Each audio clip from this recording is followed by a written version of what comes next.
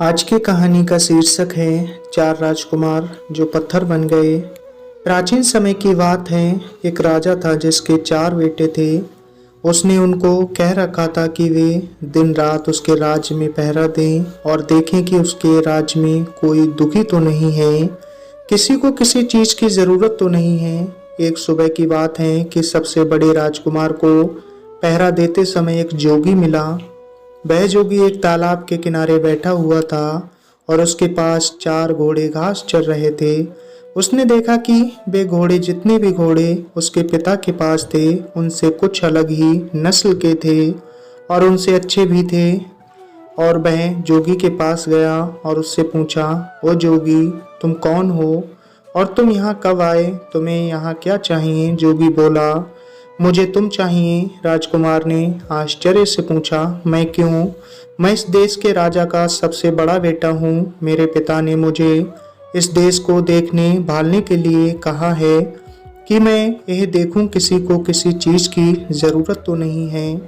तो तुम ये बताओ कि तुमको किसी चीज की जरूरत तो नहीं है। जोगी ने फिर वही जवाब दिया, मुझे केवल तुम चाहिए और कुछ नहीं। पर अगर तुम्हें कुछ चाहिए तो तुम मुझे बताओ, मैं तुम्हारे लिए वह ला दूंगा।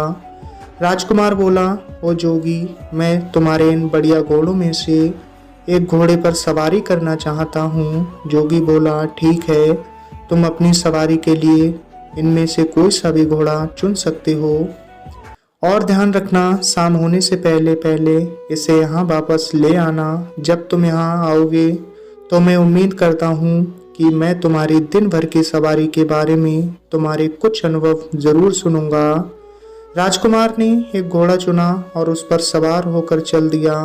जैसे ही राजकुमार उस घोड़े पर चढ़ा, उस घोड़े ने तो बहुत तेजी से भागना शुरू कर दिया और वह एक जंगल की तरफ जा रहा था। वह एक सब्जी के बगीचे के पास जाकर रुक गया। उस बगीचे के चारों तरफ ऐसी बाड़ लगी थी कि उसके अंदर कोई नहीं घुस सकता था। राजकुमार जंगल की तरफ कुछ दूर और गया और फिर वहां से लौटने लगा। जब वह वापस लौट रहा था तो उसने देखा कि उस सब्जी के बगीचे के बाड़े में लगे सारे डंडे हंसिया बन गए और बगीचे में से सब्जियां काट रहे हैं। यह देखकर उसे आश्चर्य तो बहुत हुआ, पर उसकी वजह उसकी समझ में ना आई। ऐसा क्यों हुआ और ये क्या हो रहा है? वह वहां से चलकर जोगी के पास आ गया। जोगी ने उससे पूछा कि उसकी घोड़े की सवारी कैसी रही, उसने रास्ते में क्या क्या की देखा। राजकुमार बोला, मैंने एक बगीचा देखा जिसके चारों तरफ एक ऐसी बाड़ लगी थी जिसमें से अंदर जाना नामुमकिन था। मैं उससे थोड़ा और आगे चला गया। फिर जब मैं वापस लौट कर आया तो देखा कि उसी बाड़ के डंडे हंसिया बन गए। उस बगीचे में सब्जियां काट रहे हैं। जोगी ने पूछा, जानते हो इसका क्या मतलब है? राजकुमार बोला, नहीं, मैं तो नहीं जानता। जोगी बोला, नहीं जानते? और तुम्हारे पिता ने तुमको इस राज की देखभाल करने के लिए कहा है। जाओ, तुम पत्थर के हो जाओ। जोगी के ये कहते ही राजकुमार पत्थर का हो गया। अगली सुबह राजा का दूसरा बेटा शहर की देखभाल के लिए निकला। वह भी उसी जोगी के पास पहुंचा। उसने भी जोगी के बढ़िया घोड़े देखे तो वह भी उन बढ़िया घोड़ों को देखकर बहुत खुश हुआ। वह भी जोगी के पास रुका और उससे पूछा कि वह कौन है और वहाँ कहाँ से आया। जोगी बोला, मैं यहाँ इस देश में कुछ दिनों से घूम रहा हूँ। ये चारों घोड़े मेरे हैं। क्या तुम इनमें से किसी एक घोड़े की सवारी करना चाहोगे? कल राजा का सबसे बड़ा बेटा आया था, उसने इनमें से एक घोड़े की सवारी करनी चाहिए। मैंने उसको किसी भी घोड़े को चुनने और उसकी सवारी की इजाज़त दे दी, पर जब सवारी करके वह वापस आया तो जो कुछ उसने रास्ते में देखा था वह उसका मतलब मुझे समझा न सका, तो मैंने उसको पत्थर का बना दिया। राजकुमार बोला, अच्छा, मगर उसने ऐसा क्या देखा जिससे वह तुम्हें समझा नहीं सका? तब जोगी ने उसे बताया कि उसने क्या देखा था और ये वायदा किया कि अगर वह इस बात को उसे समझा सके कि वे डंडे हंसिया में क्यों बदल गए थे तो वह उसके भाई को जिंदा कर देगा। राजकुमार बोला, जोगी, तुमने तो ये बहुत ही मुश्किल सवाल पूछ लिया। जब मैंने उसे देखा ही नहीं जिसके बारे में तुम मुझसे पूछ रहे हो, तो मैं उसे तुम्हें कैसे समझा सकता हूँ? हाँ, अगर मैं तुम्हारा एक सुंदर घोड़ा ले जाऊँ और उसे देख आऊं तो शायद मैं तुम्हें समझा सकूं। जोगी ने उसको इजाजत दे दी और वह एक घोड़ा लेकर वहां से चल दिया। वह घोड़ा भी उसको एक जंगल की तरफ ले गया। वहां जाकर उसने देखा कि नई पैदा हुई बच्चिया अपनी माँ को दूध पिला रही है। वह बहुत देर तक इस अजीब दृश्य को देखता रहा और फिर जोगी के पास लौट आया। जोगी ने पूछा, तुमने रास्ते में क्या देखा? राजकुमार ने उसे बताया कि उसने देखा कि एक नई पैदा हुई बच्चिया अपनी माँ को दूध पिला रही थी। जोगी ने उससे भी पूछा, क्या तुम बता सकते हो कि इसका मतलब क्या है? राजकुमार बोला, मैं नहीं जानता। जोगी बोला, क्या तुम नहीं जानते? राजकुमार उसके इस सवाल का जवाब नहीं दे पाया क्योंकि इससे पहले ही वह पत्थर का बन चुका था। तीसरी सुबह तीसरा राजकुमार शहर की देखभाल के लिए निकला और वह भी जोगी के पास आया। उसने भी उसके घोड़े देखे। वह भी उसके घोड़े देखकर आश्चर्यचकित रह गया। उसने उससे पूछा कि वह कौन था और उसको इतने सुंदर घोड़े कहाँ से मिले। उसके इन सवालों पर ध्यान न देते हुए जोगी ने उससे उसके पास बैठ जाने के लिए कहा।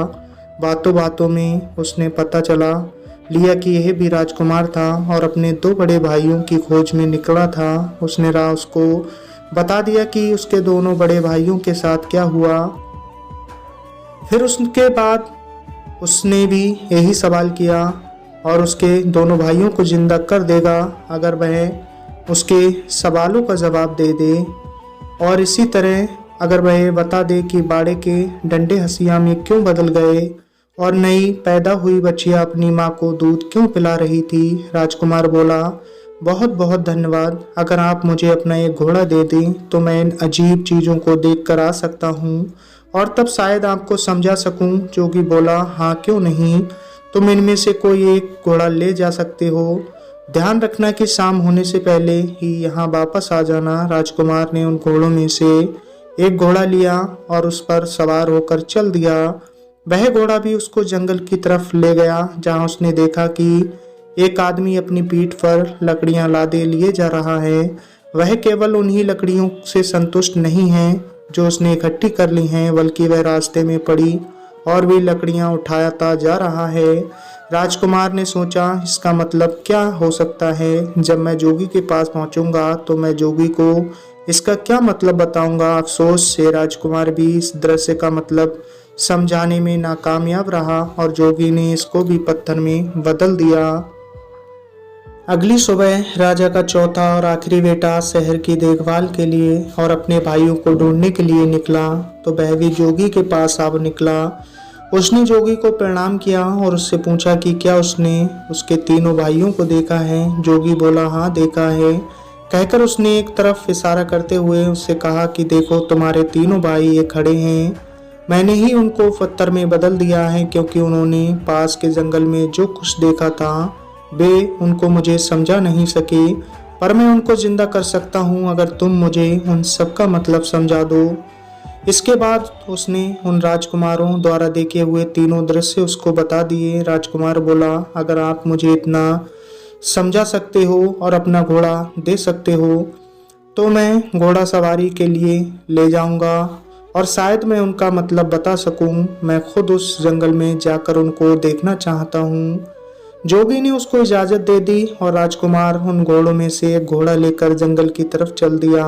जब वह जंगल में पहुंचा तो वहां उसने एक तालाब देखा जिसमें से पानी बह बह कर निकल रहा है और दूसरे तालाबों को भर रहा था। उस समय वह बड़ा वाला तालाब खाली था क्योंकि उसका सारा पानी उन छोटे तालाबों को भरने में लग चुका था। शाम को जब वह जोगी के पास लौटा तो जोगी ने उससे भी वही सवाल किया जो उसने तीनों भाइयों से किया था, बड़े भाइयों से किया था, और उसने रास्ते में क्या देखा और उसका क्या मतलब है। यह राजकुमार भी जोगी के इस सवाल का जवाब देने में नाकामयाब रहा। जोगी ने इसको भी पत्थर में बदल दिया। जब राजा को पता चला कि कई दिनों से उसके चारों बेटों में से किसी का भी कोई पता नहीं है तो उसको शक हुआ कि उसके बेटों पर जरूर ही कोई मुसीबत आ पड़ी है। अब वह खुद उनको ढूंढने के लिए निकल पड़ा। ढूंढते ढूंढते वह भी जोगी के पास पहुंचा। उसने भी जोगी से पूछा, जोगी जी क्या आपने मेरे चारों बेटों को कहीं देखा है? जोगी ने एक तरफ खड़े 4 पत्थर के खंभों की तरफ इशारा कर दिया। राजा ये देखकर सकमे में आ गया। उसके मुंह से निकला, कहीं आपका ये मतलब तो नहीं कि वे पत्थर में बदल गए हैं? जोगी बोला, हाँ यही है, मैंने ही उनको पत्थर में बदल दिया है, क्योंकि वे मुझे जंगल में देखे हुए कुछ दृश्यों के मतलब नहीं समझा सके। फिर भी मैं उनको जिंदा कर सकता हूँ अगर तुम उनका मतलब मुझे समझा दो। अगर तुम्हें चाहिए तो तुम मेरा एक घोड़ा लेकर जंगल जा सकते हो।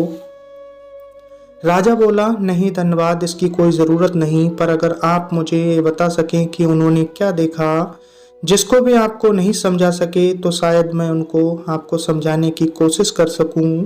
तब जोगी बोला, राजन, तुम्हारे सबसे बड़े बेटे ने जंगल में एक सब्जी का बगीचा देखा जिसके चारों तरफ ऐसी बाड़ लगी थी जिसको पार कर उसके अंदर जाना नामुमकिन था। पर जब वह वहां से लौटा तो उसने देखा कि उस बाड़ के डंडे हंसिया बनकर उस बगीचे की सब्जी काट रहे हैं। इसका क्या मतलब है? राजा बोला, ये एक ऐसे आदमी की तस्वीर है जिसके पास कुछ पैसा सुरक्षा के लिए रखा गया हो, और जब उस पैसे का मालिक अपना पैसा उससे वापस मांगने आया हो तो उस आदमी ने उसके पैसे को या तो कहीं छिपा दिया हो या फिर उसे खर्च कर दिया हो, जिससे कि उस पैसे के मालिक को उसका पैसा न मिल पा रहा हो। जैसे ही राजा ने अपना वाक्य पूरा किया, उसका बड़ा बेटा उसके सामने जिंदा और तंदुरुस्त खड़ा हो गया। जोगी ने अपना दूसरा सवाल किया, तुम्हारे दूसरे बेटे ने एक नई पैदा हुई बच्चिया को अपनी माँ को दूध पिलाते देखा, इसका क्या मतलब है? राजा बोला, बड़ी अजीब सी बात है कि उसको ये देखकर किसी एक ऐसी स्त्री की याद नहीं आई जो अपनी बेटी की कमाई पर जिंदा रहती हो। राजा के कहते ही उसका दूसरा बेटा भी जिंदा होकर उसके सामने खड़ा हुआ। तब जोगी ने अपना तीसरा सवाल पूछा, राजन, तुम्हारे तीसरे बेटे ने एक ऐसा आदमी देखा जो अपनी पीठ पर लकड़ियां लादे लिए जा रहा था। वह अपने उस ढेर से संतुष्ट नहीं था और रास्ते में उसको और जो लकड़ियां मिलती जा रही थी वह उनको भी उठाता जा रहा था। इसका क्या मतलब था? राजा बोला, यह इस बात को बताता है कि कुछ लोग ऐसे लोग होते हैं, उनके पास जो कुछ भी होता है वे उससे संतुष्ट नहीं होते, उनको हमेशा ही और ज़्यादा की इच्छा बनी रहती है। जैसे ही राजा ने ये शब्द बोले कि उसका तीसरा बेटा भी जिंदा होकर उसके सामने आ खड़ा हुआ। अब जोगी ने अपना चौथा और आखिरी सवाल पूछा, राजन, तुम्हारे सबसे छोटे बेटे ने जंगल में एक तालाब देखा जिसने 6 दूसरे तालाबों को पानी देने के लिए अपने आप को खाली कर दिया, इसका क्या मतलब है? राजा बोला, जोगी जी, वह बड़ा तालाब दुनिया के उन आदमियों में के समान है जो दूसरों को देने के लिए अपना सब कुछ खर्च कर देते हैं, पर बदले में उन्हें क्या मिलता है? कुछ भी नहीं। जैसे ही राजा ये बोला, उसका चौथा बेटा भी जिंदा होकर उसके सामने आ खड़ा हुआ।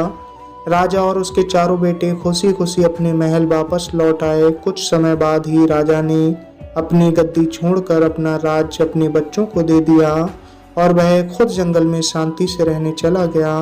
तो दोस्तों, ये थी कहानी, एक राजा की समझ से बच गई उसके बच्चों की जिंदगी।